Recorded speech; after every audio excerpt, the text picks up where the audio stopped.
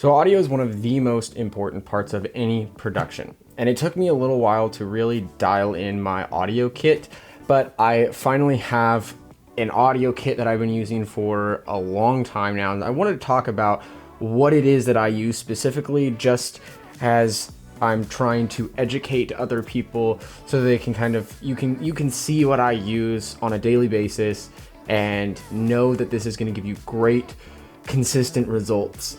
So let's go through this one at a time. I actually have a Apache Case from Harbor Freight, which I have used the pick and pluck foam to create a layout for everything here.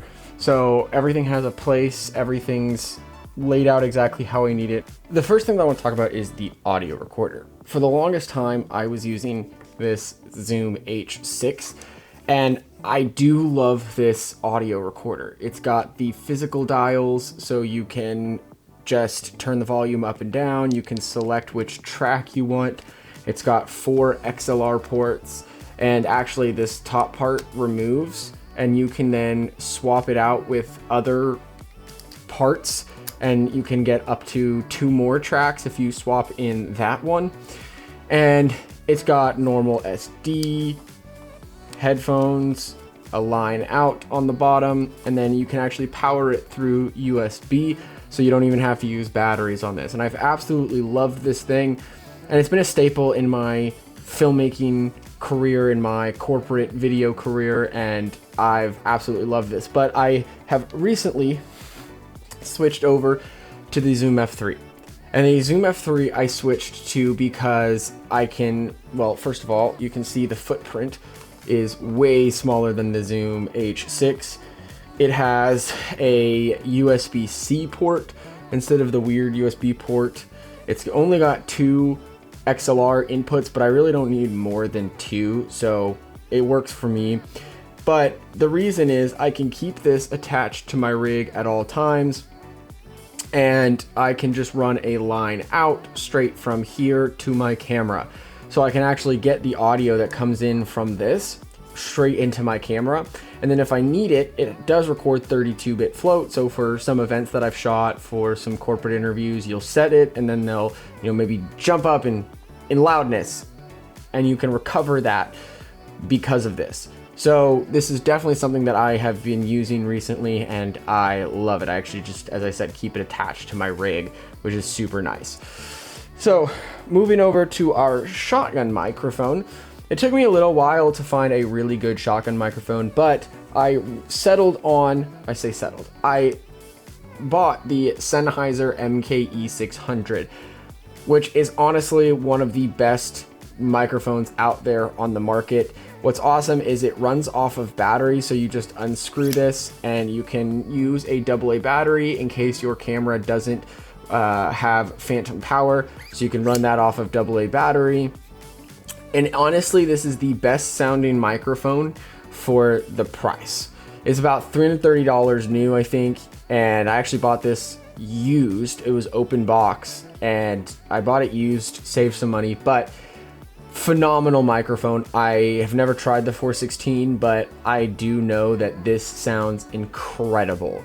I've never had any client complain about the sound of this, so I know that this is a quality microphone, and I honestly have to do very little to this audio that comes straight from this. And then obviously it's an XLR microphone, so whatever you do, you need an XLR cord for this. And then we're gonna go over to the Lav mics. Now, I used to shoot weddings, and in the industry of weddings, the Tascam DR10Ls were the industry standard. So I use the Tascam DR10Ls. So I don't really love these built-in Tascam microphones, mainly because they just don't sound super great.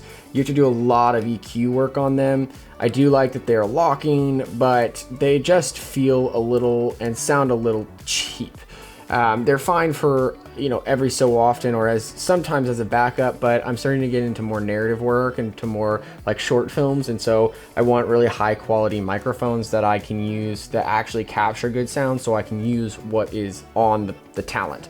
But I love these things because they just take a AAA battery, They last forever, and you can't really easily knock the recorder on and off switch. So that's nice that you don't have to think about whether or not somebody's going to stop the recording. They use a little micro SD card that literally lasts for hours. And my favorite thing is that they record 2 tracks, or you can set it to record 2 tracks. One at, a normal length or normal volume, and one at -12 or -6 decibels lower. So that way, if somebody does shout like that, you know that they didn't clip because you have a -12 decibel lower track. So I absolutely love these, and I actually have 2 of them. I always hide the lav mics whenever I'm doing videos. I will hide the lav on the person no matter what, just because for me I don't care for seeing the lav mics.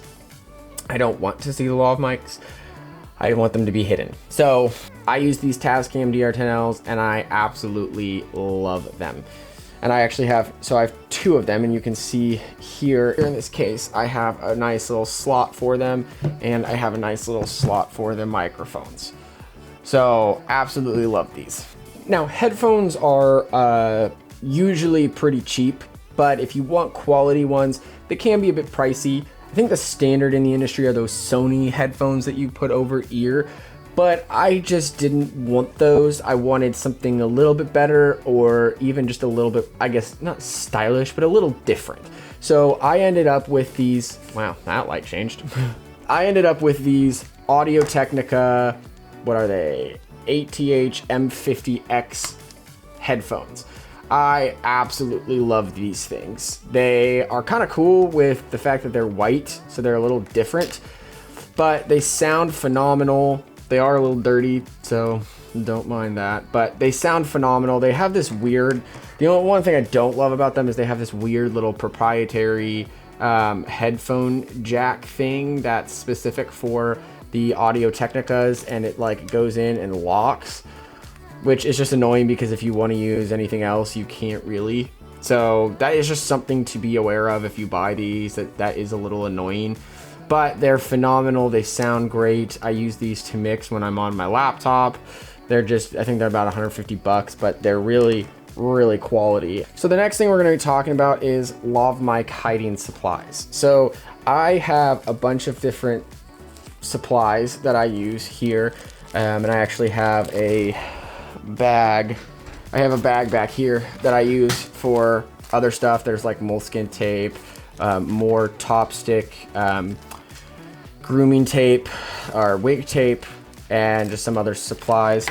But I have these little Ursa foamies. Now these are not actually for the Tascams. You can see they're for the CAUS 11, ME2, other noise, other microphones, more low profile microphones, but I have somehow fit them on my Tascams, and they've been really great for getting rid of rustle from clothing. And as I said, I hide all of my lav mics. So that's, I have these little fur covers, and then I have these stickies. I have a bunch of different Ursa stickies, which I love.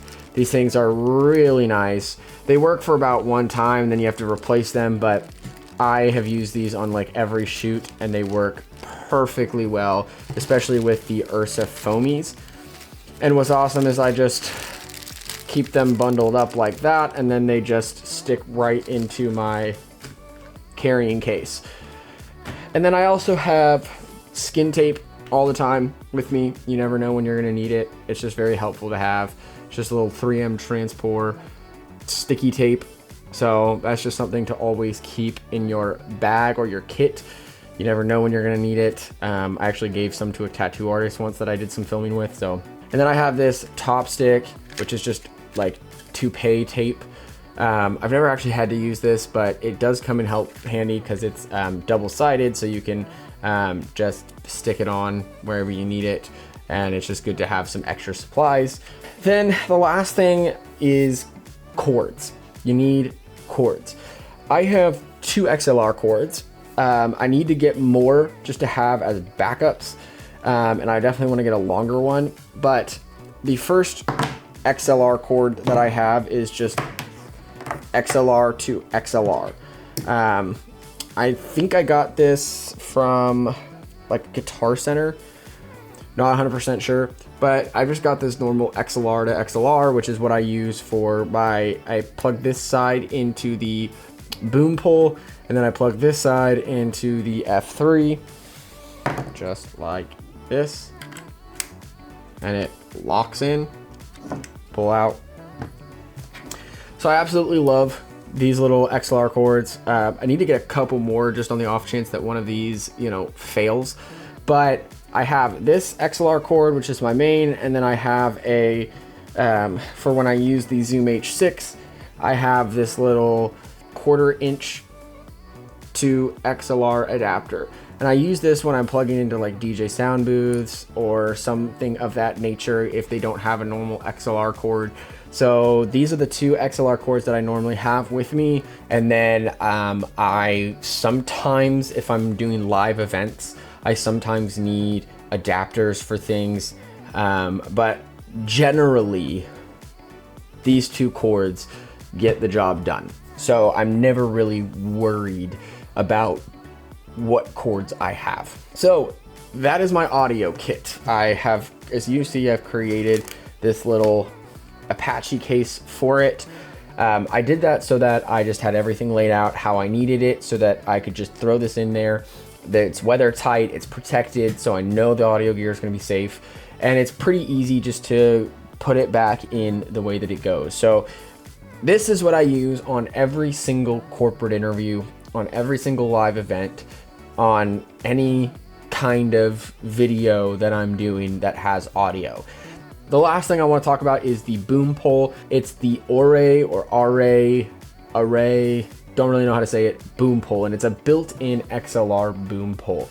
So it extends, it telescopes to the end, and it has a little 3/8 mounting bracket. So I just put a little shotgun shock mount on it for the Sennheiser, and from there then I actually am able to plug in the XLR cord to the end of the boom pole, which is usually closer to the camera. So the reason that I did this built-in XLR one is so that it's closer to the camera. I don't have to get a super long XLR cord. I don't have to worry about it hanging weirdly. I can just plug it into the bottom of the boom pole, and then I can just plug that straight into the Zoom F3, which is attached to the camera. So it makes it so much easier, so much quicker, and so much more accessible.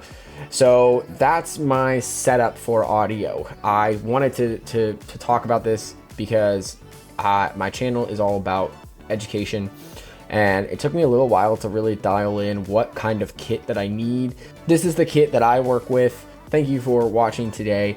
If you have any questions on this kit, if you have any comments on this kit, if you use something else and that you really love, why don't you put that in the comment section below, and we can start a little dialogue going on audio kit. If you have any recommendations on good audio videos on how to EQ, I would be very much open to seeing them. So also put them in the comment section below. And with that, I hope you have a wonderful day.